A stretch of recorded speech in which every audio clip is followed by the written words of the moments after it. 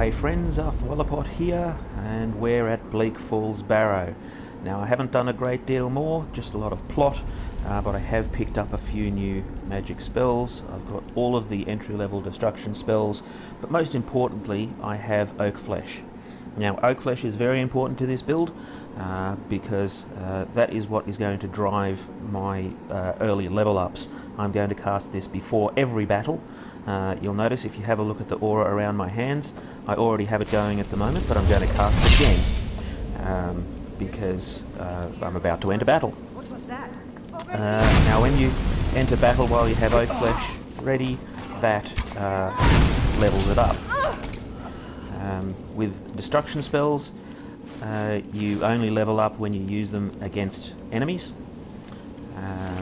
With alteration spells like Oak Flesh, you level it up when you have it going during battle. So, and the other thing that I discovered, all of my previous videos on this channel have been around the 8 to 12 minute mark. And I did that partially because I heard somewhere that that's a sweet spot for the YouTube algorithm, but I also did it because I wasn't aware of any way that I could make my PlayStation store more than 15 minutes. I have since worked that out. So I can now, I've changed my settings so I can now store up to half an hour, which is good because some of the dungeons in Skyrim are slightly longer than 15 minutes. So we're just going to watch that guy pull the lever.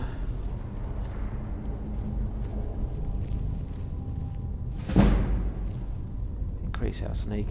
Let's level up. This is our first level. So of course we get the tutorial. Now with this character, all magicka, all the way. Now for our perk, obviously destruction. My second level, I'm going to get the novice level alteration. That will mean that we can cast that Oak Flesh spell using less than half of our total pool of mana. So that guy died, and he died because he pulled the lever without activating the puzzle. Now obviously this is going to be snack well. So let's change these. Snack. Well, this guy has some minor loot on him, but again we're not taking iron weapons.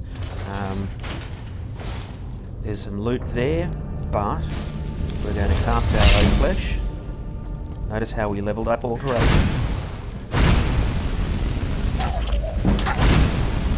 And we've now leveled up destruction. So we're already halfway to our next level. And that's what I like about this particular character build.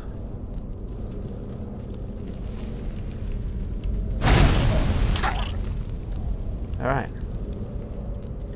we'll get this stuff here. Thief. This series of books by Revan is one of the series of books that it is actually worth reading. There's a video on the internet, I can't remember the name of the channel that did it, but it's basically, I read all 336 books in Skyrim so you don't have to. And this is a series of books that they recommend. There's 4 of them in the series. It's Beggar, Thief, Warrior, King, and it's always on my radar, on a lookout to collect it. Now, one thing we did do before we came here, or before even we went to Whiterun, is we stopped off at the Riverwood Traders and picked up the quest to find the Golden Claw. That's the other thing that flame spell is useful for. And I might change to that in order to do a double shot with the crossbow spell.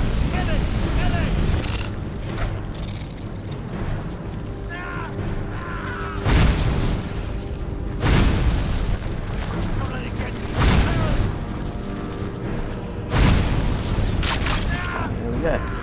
Now before rescuing Arvel the Swift, I'll just swap back to my oak flesh. Under here there's a secret little chest, so make sure you pick that up. When I'm looting, I tend to be mindful of two things, weight and value.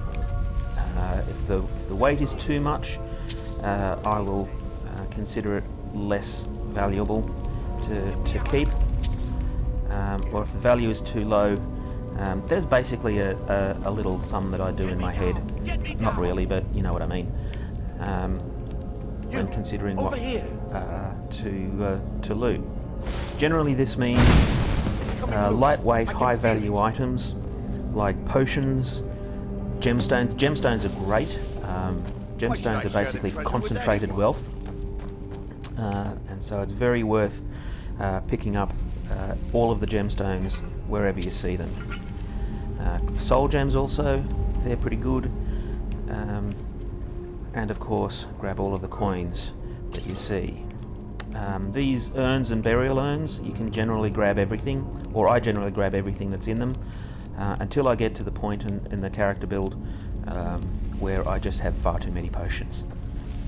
I get to the point, because I very, very rarely use potions in this build, I always seem to end up with just a ton of them. I'll see you burn. How did Arvel survive? Doesn't matter. He's dead now. Alright. Let's grab the Golden Claw. You can read his journal if you want. He's with the bandits that were upstairs. I'll usually go through and loot all of these Draugr, but that's a bit boring to watch, so I'll just go and loot these active ones. Again, leaving most stuff behind. Watch out for the trap here.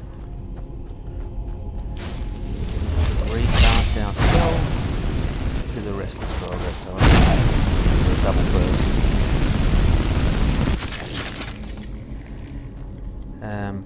Restless Draugr are a bit annoying at this level,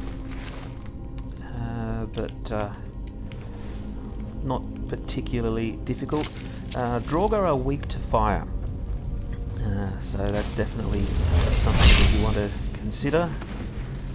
I might just quickly, I know I said I don't use potions very much, but I might quickly pop a couple of them for this fight. So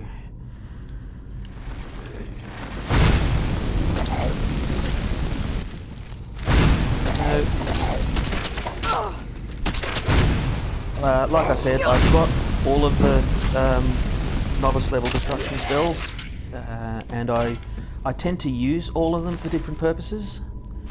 I might actually, very quickly, and that's the reason I don't use a lot of potions, by the way, is that I have healing spells.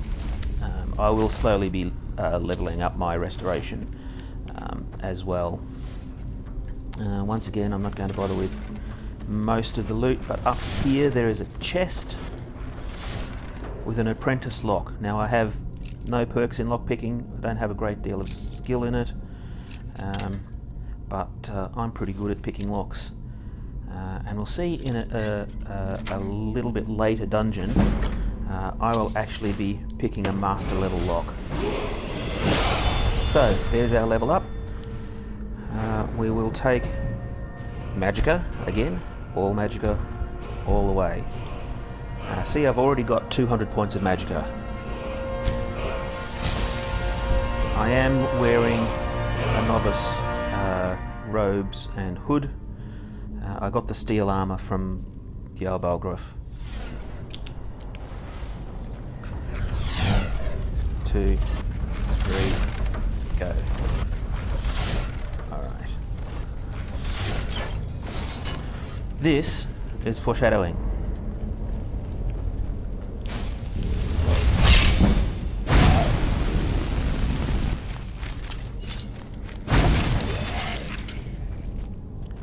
because once we wake up these Draugr here, we're just going to blow them up. This fire should continue burning for long enough for at least one of these Draugr to... No, I'm going to wait for it. Okay. There we go, and the second one.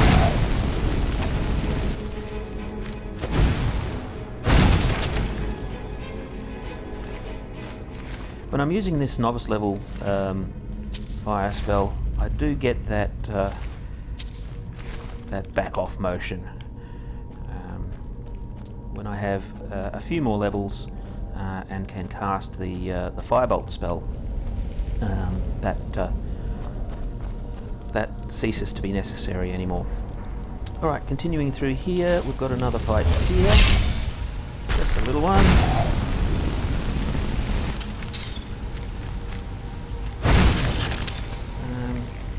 Oh yes, the different kinds of destruction spells. Fire, frost and lightning, or shock. Each one has a different purpose. Fire continues to burn after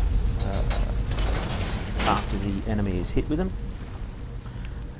So I use fire specifically against Draugr. I fight Draugr a lot. There's a lot of Draugr and they're everywhere, so I use fire spells on Draugr. Bandits, I use ice. And that is because ice also does a certain amount of stamina damage.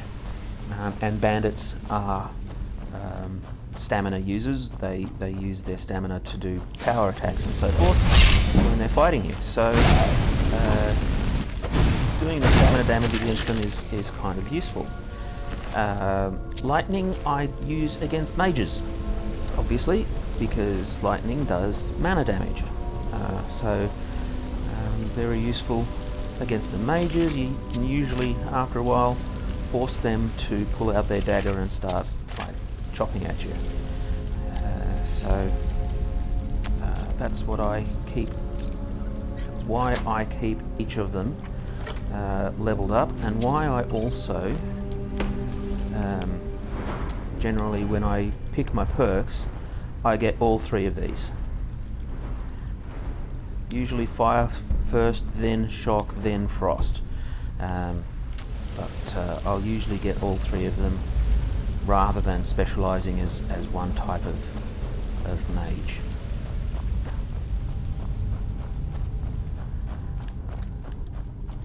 Just coming through here, there is one more fight. Notice how little mana that took. And this is another restless Draugr. So we're going to give them both barrels.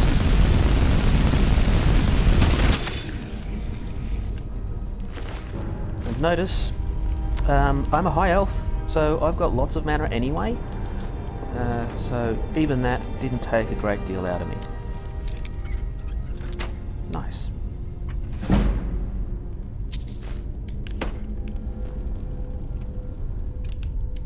Back to Oakflesh, and we'll enter the Bleak Falls Sanctum.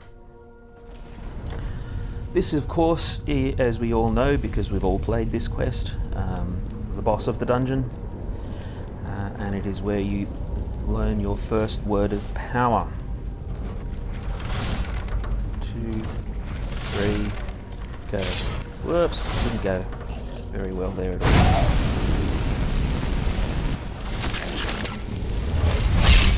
Do that.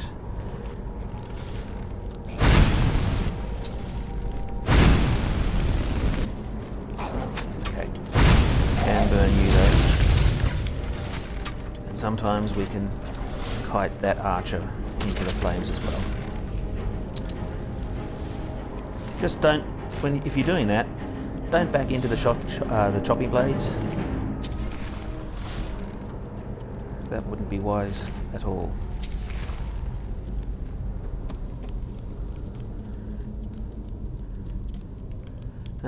There's nothing here, is there? No. I sometimes go back and burn the pools of oil, but I don't need to. Alright, so onward. We have the door. Now we do have the golden claw, so in our miscellaneous section. Now I did know somebody who didn't realise that you could do this.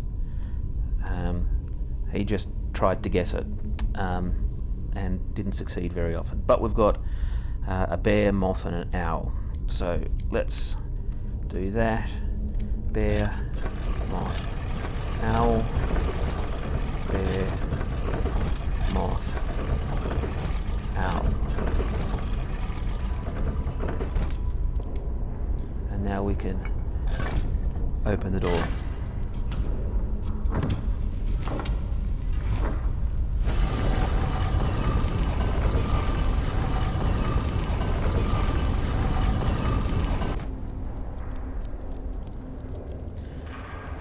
Okay, so here we are.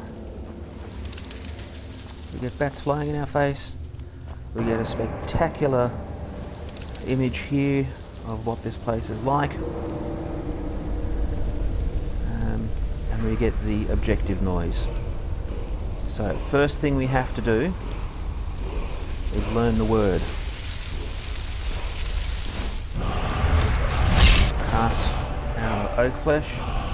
Come over here and get ready to burn this guy as he comes out of his coffin.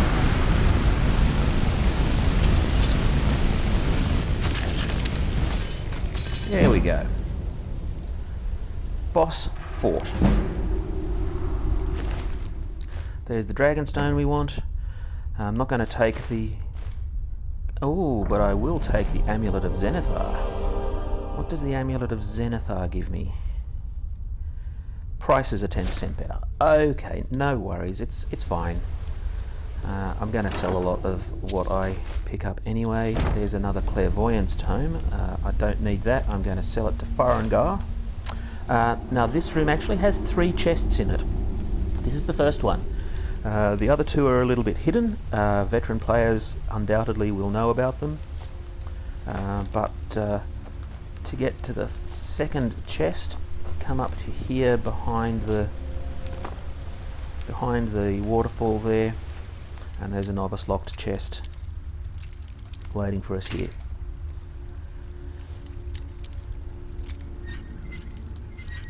A little more. Okay. Nice, some nice loot. This is one of the very few places in Skyrim, I think there's 2 other places, where heeding the old adage of always look behind the waterfall actually works. Most of the time there is nothing behind the waterfall, and it's a waste of time to look there. But in this room, yeah, look behind that waterfall, because there's the 3rd chest there. So we'll head out. This is the exit. This is a linear dungeon. There is no return to the beginning. You go in one end, you go out the other, which is why I've been doing loot as I go. I'll usually do loot as I go anyway, but there are some specific places where I'm going to want to shoot and loot. I'm not going to carry about an iron ingot, even though it is only 1 point of weight. Doesn't matter. And here we are. This is the exit. Exit to Skyrim. One last thing, because we haven't quite done everything there is to do here. As you exit, it was early in the morning when I came in, so it's still pretty early. Have a look to your left, because on this ledge here there's a potion. I don't think there's anything else, but jump down here. Don't worry, you won't hurt yourself. And from here we can return to Riverwood, passing by Anisa's cabin, if you know about that. I also, while I'm here, I usually tend to head over to the water here. You'll notice there's the nubs of 3 stones just poking out of the water. There are also slaughterfish in the area, so it's worth being careful. But down here there is a chest, and that is worth getting. I sometimes hang around and kill the slaughterfish, particularly if I'm doing alchemy. which I'm probably not going to do on this character. Yeah, time to return to Riverwood, hand the Golden Claw back to the guy at Riverwood Traders, then return to Whiterun, and the next step in the main quest, which is to go and fight a dragon. So that's it for now. I'm going to put a septim in it right here, so I hope you enjoy playing Skyrim as much as I do. I'll talk to you soon. Bye friends.